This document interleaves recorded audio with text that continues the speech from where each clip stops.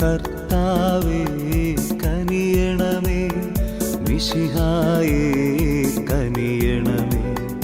കർത്താവേ ഞങ്ങളണയ്ക്കും പ്രാർത്ഥന സദയം കേൾക്കണമേ.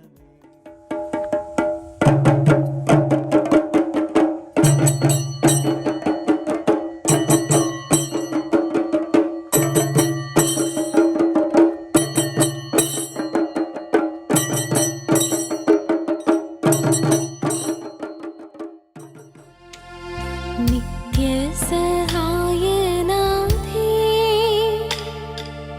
പ്രാർത്ഥിക്കാൻ ഞങ്ങൾക്കായി നീ,